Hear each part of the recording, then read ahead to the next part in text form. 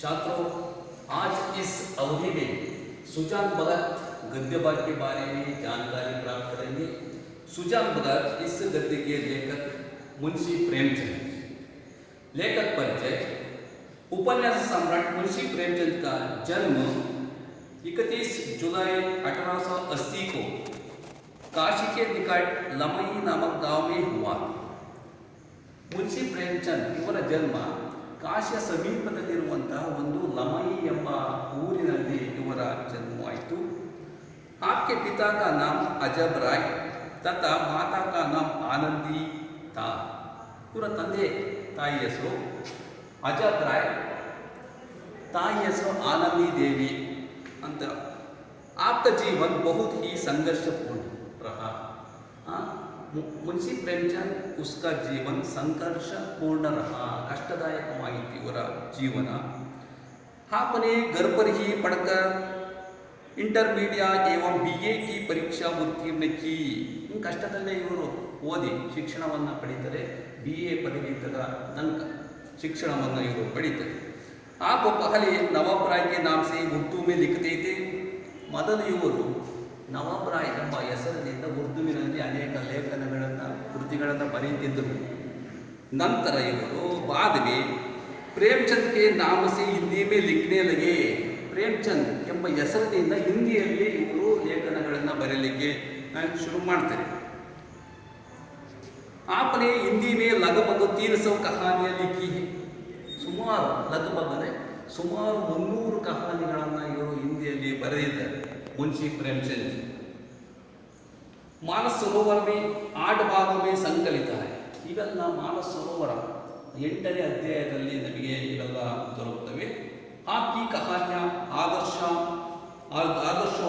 यथार्थवादी है।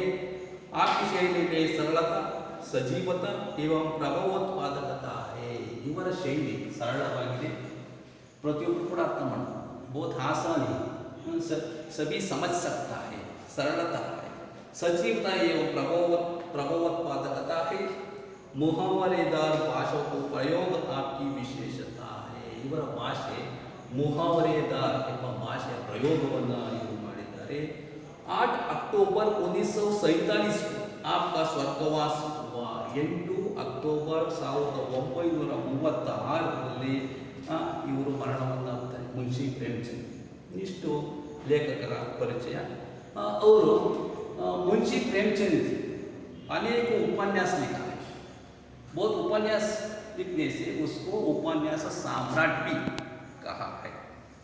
सेवा सदन, प्रेमाश्रम, कर्मभूमि, कायकल्प, निर्मला, गबन, कफन आदि ಇನ್ನು ಅನೇಕ ಉಪನ್ಯಾಸಗಳನ್ನು ಬರೆದಿದ್ದಾರೆ।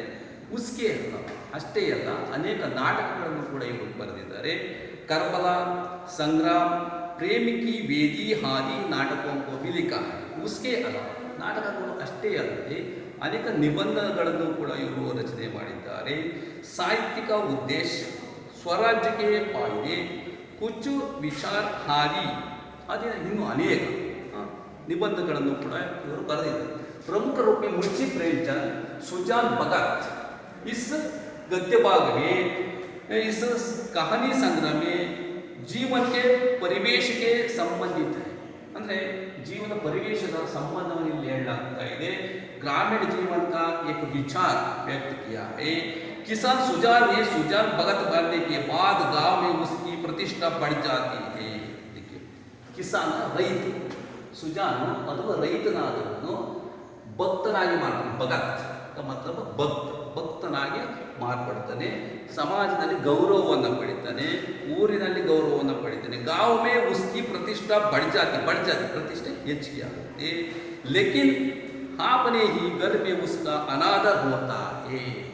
ಊರಲ್ಲಿ ಕೀರ್ತಿ ಹೆಚ್ಚಿಗೆ ಆಗುತ್ತೆ, प्रतिष्ठा बढ़ जाते हैं, परंतु गांव में अनादर होता है, ಅವನಿಗೆ ಅನಾದರ ಆಗ್ತದೆ, ಮನೆಯಲ್ಲಿ ಪ್ರತಿಷ್ಠೆ ಕಡಿಮೆ ಆಗುತ್ತೆ।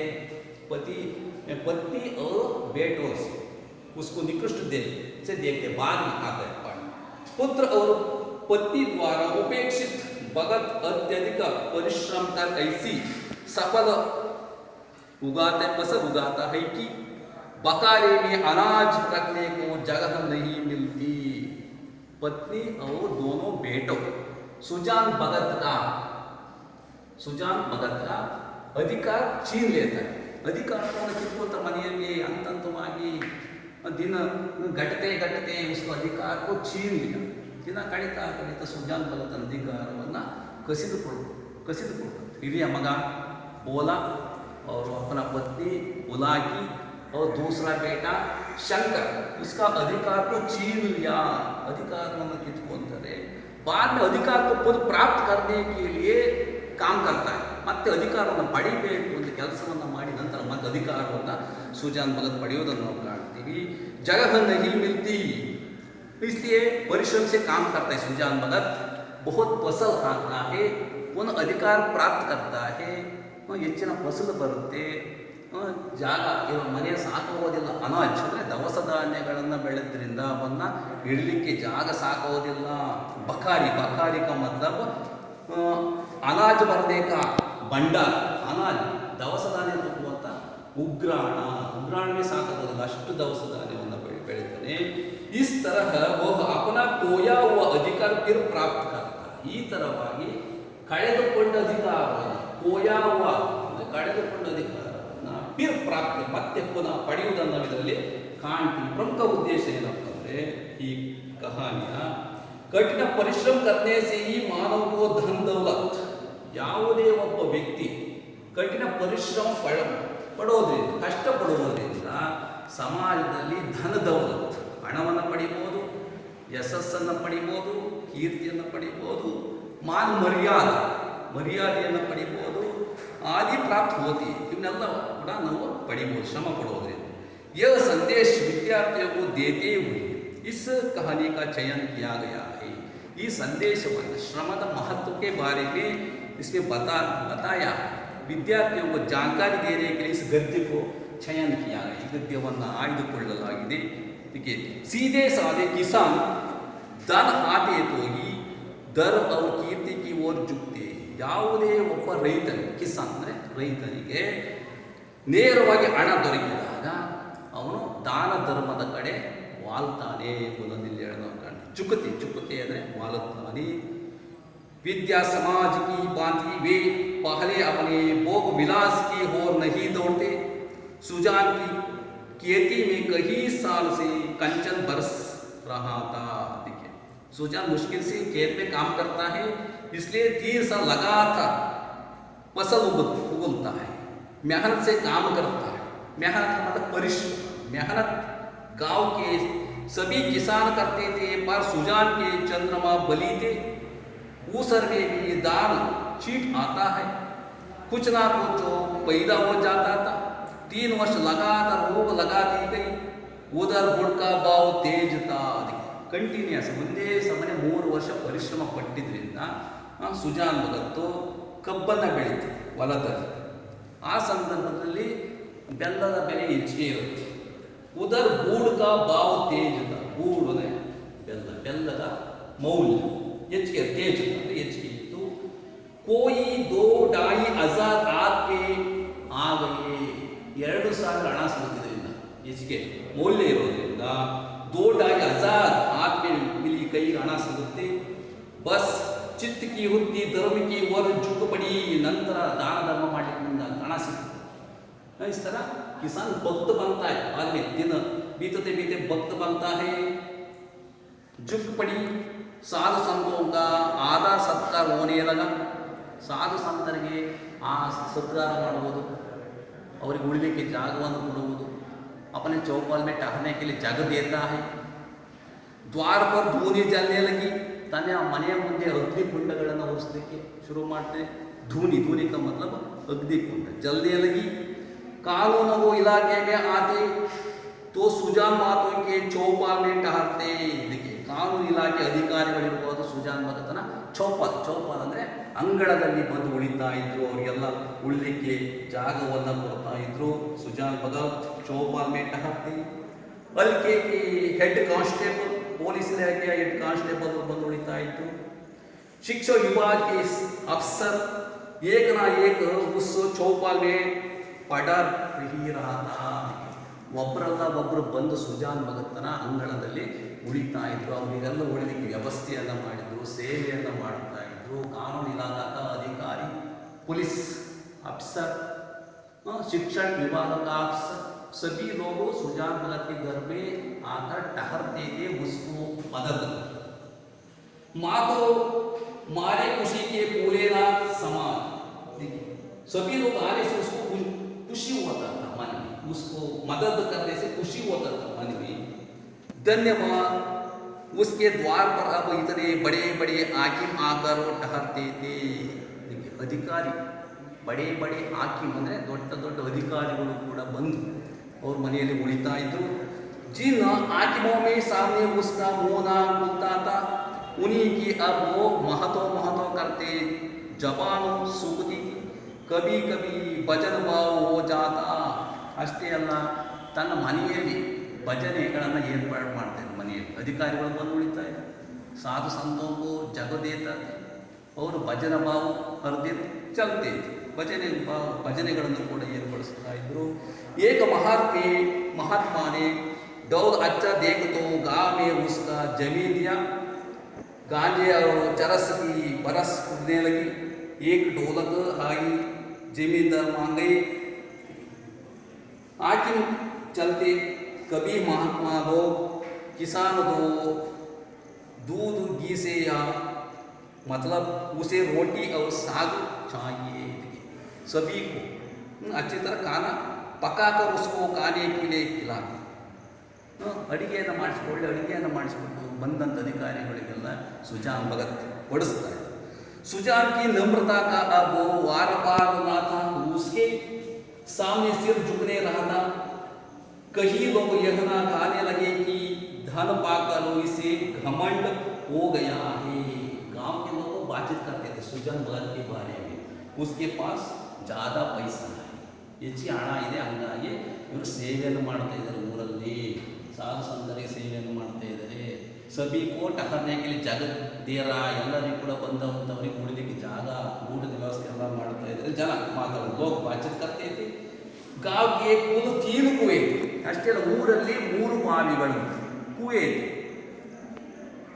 बहुत से खेतों में पानी ना पहुंचता था, ಆದರೆ ಹೊಲಗದ್ದೆಗಳಿಗೆ ನೀರು ಸಾಕಾಗ್ತಿರುತ್ತೆ. 3 कुएं थे, पानी खेत तक नहीं पहुंचता, ಹೊಲ ಗದ್ದೆಗಳ ತನಕ ಹೋಗ್ತಾ ಇರಲ್ಲ, ನೀರು ಸಾಕಾಗ್ತಾ ಇರಲ್ಲ. खेती मारी जाती थी.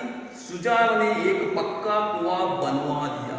ಊರಿನಲ್ಲಿ ಒಂದು ಒಳ್ಳೆ ಬಾವಿಯನ್ನು ಕಟ್ಟಿಸ್ತಾರೆ. ಪಕ್ಕಾ ಕುआ ಅಂದರೆ ಒಳ್ಳೆ ಬಾವಿಯನ್ನು ಸುಜಾನ್ ಭಗತ್ ಕಟ್ಟಿಸ್ತಾರೆ. छात्रों इस एक मास के लिए पूछता है सुजान भगत गाँव में क्या बनवाया. ಒಂದು ಮಾಸಿಗೆ ಕೇಳ್ತಾರೆ, ಸುಜಾನ್ ಭಗತ್ ಊರಲ್ಲಿ ಏನನ್ನ ಕಟ್ಟಿಸಿದ ಕೇಳ್ತಾರೆ. एक पक्का कुआ बनवाया ಅಂತ ಬರೀಬೇಕು. कुएं का विवाह हुआ, यज्ञ हुआ, ब्रह्म भोज हुआ. जिस दिनों पहली बारों पुर चला, सुजान को मानो चारों पदार्थ मिल गए. इसलिए सुजान को बहुत खुशी हुआ. कुआ बनने से बहुत खुशी हुआ. ಬಾವಿಯನ್ನು ಕಟ್ಟಿಸಿದ್ರೆ ತುಂಬ ಖುಷಿ ಆಯಿತು. ಚಾರೋ ಪದಾರ್ಥ ಅಂದರೆ ಪುರುಷಾರ್ಥ, ಇದು ತುಂಬ ಖುಷಿ ಆಯಿತು. ಧರ್ಮ, ಅರ್ಥ, ಕಾಮ, ಮೋಕ್ಷ ಪುರುಷಾರ್ಥಗಳಿದಾವೆ, ಅಷ್ಟು ತುಂಬ ಖುಷಿ ಆಯಿತು. ಚಾರೋ ಪದಾರ್ಥ ಪುರುಷಾರ್ಥ, ಧರ್ಮ, ಅರ್ಥ, ಕಾಮ, ಮೋಕ್ಷ. ಜೋ ಕಾಮ ಗಾವಿ ಕಿಸಿ ನೇ ನಾ ಕಿಯಾ ಅಂತ, ಯಾರು ಕೂಡ ಊರಲ್ಲಿ ಈ ಕೆಲಸವನ್ನು ಮಾಡಿರೋ ಯಾರು? ಸುಜಾನ್ ಭಗತ್. एक कुआ बनवाया, पक्का कुआ बनवाया. इसलिए बहुत मदद हुआ, ಊರಿನಲ್ಲಿ ತುಂಬ ಅನುಕೂಲವಾಯಿತು. कुएं का विवाह हुआ, चारों पदार्थ मिल गए. जो काम गांव में किसी ने ना किया था, वो बाप दादा के पुण्य प्रताप से सुजान ने कर दिया था. लोग गाँव में बातचीत करते, ಊರಲ್ಲಿ ಜನ ಮಾತನಾಡ್ತಾ ಇದ್ರು. ಅವ್ರ ತಂದೆಯ ಫಲದಿಂದ, ಅವರ ಅಜ್ಜರ ಫಲದಿಂದ, ದಾದಾಸಿ ಪುಣ್ಯದ ಫಲದಿಂದ ಈ ಥರ ಕಾರ್ಯ ಮಾಡಿದ್ರು ಊರಲ್ಲಿ ಅಂತ ಜನ ಮಾತಾಡ್ತಾರೆ ಸುಜಾನ್ ಭಗತ್ के बारे में. एक दिन गाँव में गया के यात्री आकर ठहरे. ಒಂದು ದಿನ ಗಯಾ ಯಾತ್ರೆ ಹೋಗುವಂಥ ಒಬ್ಬ ವ್ಯಕ್ತಿ ಬಂದು ಅವರ ಮನೆಯಲ್ಲಿ ಚೌಪಾಲಿ ಅಂಗಳದಲ್ಲಿ ಉಳ್ಕೊಂಡಿರ್ತಾರೆ. ठहरे. सुजान ही के द्वार पर आकर भोजन बना. सुजान के मन में भी गया करने की बहुत दिनों से इच्छा थी. ಆದರೆ ಗಯಾ ಹೋಗುವಂಥ इच्छे, गया जाने का मन में इच्छा था. इसके बारे में पत्नी के साथ पूछता है, मैं भी गया जाता हूँ. बुला किसे पूछता. यह अच्छा अवसर देकर वो भी चलने को तैयार हो गया. उसकी स्त्री बुलाकी ने कहा अभी रहने दो अगले साल, ಈ ವರ್ಷ ಹೋಗೋದು ಬೇಡ ಅಗಲೇ ಸಾಲ ಮುಂದೆ ವರ್ಷಕ್ಕೆ ಹೋಗೋಣ, ಈಗ ಹೋಗೋದು ಬೇಡ ಅಂತ ಯಾರೋ बुलाके अपना पत्नी सुजान से कहती है। सुजान ने गंभीर भाव से कहा अगले साल क्या होगा, कौन जाता है, धर्म के काम में मीनामेश निकलना अच्छा नहीं, ಅಂದರೆ ಧರ್ಮದ ಕಾರ್ಯಕ್ಕೆ ಹೋಗಬೇಕಾದ್ರೆ ಮೀನಾಮೇಷ ಏಣಿಸಬಾರ್ದು, ಅದು ಒಳ್ಳೆಯದಲ್ಲ. ಧರ್ಮ ಕಾರ್ಯಕ್ಕೆ ಹಿಂದೆ ಮುಂದೆ ಮೀನಾಮೇಷ ಮಾಡಬಾರ್ದು. जिंदगी का क्या भरोसा, बुला हाथ का आदि हो जाए, ಈಗ पैसे पैसा नहीं है, मुश्किल होता है, अगले साल में जाएंगे। सुजान भगत की इच्छा होगी तो फिर रुपये हो जाएगी, उनके हम किस बात की कमी है, बुला की इसका क्या जवाब देगी। सत्कार में सादा डालकर अपनी मुक्ति क्यों बिगड़ती, प्रात का स्त्री और पुरुष गया करने लगे, दोनों बातचीत का गया जाते ಇಬ್ಬರು ಕೂಡ ಯಾಕೆ ಹೋಗ್ತಾರೆ, ಗಯಾ ಹೋಗ್ತಾರೆ, ಮತ್ತೆ ಹಿಂದಿರುಗಿ ಬರ್ತಾರೆ. ವಾಹನಸೆ ಲೌಟತು ಅಂದರೆ ಹಿಂದಿರುಗಿ ಬರ್ತಾರೆ, ಗಯಾ ಹೋಗ್ಬಿಟ್ಟು ಹಿಂದಿರುಗಿ ಬರ್ತಾರೆ. ಯಜ್ಞ ಅವರು ಬ್ರಹ್ಮಭೋಜಕಿ ಟಹರಿ, ಹಿಂದಿರುಗಿ ಬಂದರೆ ಮತ್ತೆ ಮನೆಯಲ್ಲಿ ಅದೇ ಥರ ಸಾಧು ಸಂತರಿಗೆ ವ್ಯವಸ್ಥೆಯನ್ನು ಮಾಡ್ತಾರೆ. ಬಂದಂಥ ಅಧಿಕಾರಿಗಳಿಗೆ ಎಲ್ಲರಿಗೂ ಕೂಡ ಊಟದ ವ್ಯವಸ್ಥೆಯನ್ನೆಲ್ಲ ಮಾಡ್ತಾರೆ. ಸಾರಿ ಬಿರಾದರಿ निमंत्रित हुई, 11 गांवों में सुपारी बांटी, इस धूमधाम से कार्य हुआ कि ಧೂಮ್ಧಾಮ್ ಅಂದರೆ ವಿಜೃಂಭಣೆಯಿಂದ ತಮ್ಮ ಕೆಲಸವನ್ನು ಮಾಡ್ತಾರೆ, ಸೇವೆಯನ್ನು ಮಾಡ್ತಾರೆ. ವಾಹ್ ವಾಹ್ ಮಚಗೈ ಸಬ್ ಯಹಿ ಕರ್ತೆ थे कि ಭಗವಾನ್ ಧನ ದೇ, ಲೋಕ ಬಾಚಿತ್ ಮಾಡ್ತಾರೆ, ಎಷ್ಟು ಹಣವನ್ನು ಕೊಟ್ಟಿದ್ದಾರೆ ಇವರಿಗೆ, ಎಷ್ಟು ಸೇವೆಯನ್ನು ಮಾಡ್ತಾರೆ. वही प्रकार उसका मन भी अच्छा है, सुजान भगत का मन बहुत अच्छा आदमी है, लोग बातचीत करते तो दिल भी ऐसा है, घमंड तो छू नहीं गए, अपने हाथ से पत्थर उठाता करता था, कुल का नाम जगा दिया, बेटा हो तो ऐसा हो, बाप मरा तो घर में भूनी मांगी भी नहीं थी, अब लक्ष्मी घुटने तोड़कर हाँ बैठी है. इवर मನೆಯಲ್ಲಿ लक्ष्मी काल मुड़े कुड़तिದ್ದಾಳೆ, ಅಂದರೆ बहुत पैसा है, सुजान भगत के घर में बहुत पैसा है, लोग बातचीत करते थे, आपका आशीर्वाद है सुजान भगत को, कितना पैसा है, लोग अलग अलग तरह बातचीत करते सुजान भगत इस तरह सेवा करने से गाँव में. एक दोषी ने कहा कहीं गड़ा हुआ धन पा गया है, ಕೆಲವರು ಮಾತಾಡ್ತಾ ಇದ್ರು ಇವ್ರಿಗೆ ಏನೋ ಒಂದು ಕೊಡಪಾನ ಹಣ ಸಿಕ್ಕಿರ್ಬೇಕು, ಹಂಗಾಗಿ ಇಷ್ಟು ಸೇವೆ ಮಾಡ್ತಾ ಇದ್ರು ಊರಲ್ಲಿ. ಗಡ ಅಂದರೆ ಕೊಡಪಾನ ಹಣ ಸಿಕ್ಕಿರಬೇಕು. इस पर चारों ओर से उस पर वो पहुंचाने पड़ने लगी, हाँ तुम्हारे बाप दादा जो ಖಜಾನಾ ಚೋಡ್ ಗಯೇ, ಅಂದರೆ ಇವರು ತಂದೆ ತಾಯಿ ಖಜಾನೆಯನ್ನು ಬಿಟ್ಟು ಹೋಗಿರ್ಬೇಕು, ಇಲ್ಲ ಒಂದು ಕೊಡ ಹಣ ಸಿಕ್ಕಿರ್ಬೇಕು, एक गड़ा पैसा मिला है, यही उसके हाथ लग गया है. अरे भैया यह धर्म की कमाई है, तुम भी तो ಚಾತಿ ಪಾಡ್ಕರ್ ಕಾಮ करते हो. ಕೆಲವರು ಮಾತಾಡ್ತಾ ಇದ್ರು, ಇಲ್ಲ ಮುಷ್ಕಿಲ್ ಸೆ ಕಾಮ್, ಪರಿಶ್ರಮದ ಫಲದಿಂದ ಇವರು ಹಣವನ್ನು ಗಳಿಸಿದ್ದಾರೆ, ಹಂಗಾಗಿ ಸೇವೆ ಮಾಡ್ತಾ ಇದ್ದಾರೆ, ಯಾರು ಸುಜಾನ್ ಭಗತ್ ಅಂತ ಮಾತಾಡ್ತಾರೆ. ಕ್ಯೂ ಐಸಿ ಮೂಕ ನಹಿ ಲಗತಿ, ಕ್ಯೂ ಐಸಿ ಫಸಲ್ ನಹಿ ಹೋತಿ, ಭಗವಾನ್ ಆದಮಿ ಕಾ ದಿಲ್ ದೇಖ್ತೆ ಹೈ, ಜೋ ಖರ್ಚು ಕರ್ತಾ ಹೈ ಉಸಿ ಕೋ ದೇತಾ ಹೈ. ಯಾರು ಶ್ರಮಪಟ್ಟು ದುಡಿತಾನೋ ಅವರಿಗೆ ದೇವರು ಮೋಸ ಮಾಡೋದಿಲ್ಲ, ಅವರಿಗೆ ಹಣವನ್ನು ಕೊಡ್ತಾನೆ, ಪರಿಶ್ರಮದ ಫಲವನ್ನು ಕೊಡ್ತಾನೆ. ಹಂಗಾಗಿ ದುಡ್ಕೊಂಡು ಈ ಥರ ದಾನ ಮಾಡ್ತಾ ಇರೋದು ಸುಜಾನ್ ಪರಿಶ್ರಮ ಮಹತ್ವ उसको मालूम है, इस तरह लोग बातचीत करते, ಈ ಥರ ಜನ ಮಾತಾಡ್ತಾ ಇದ್ರು.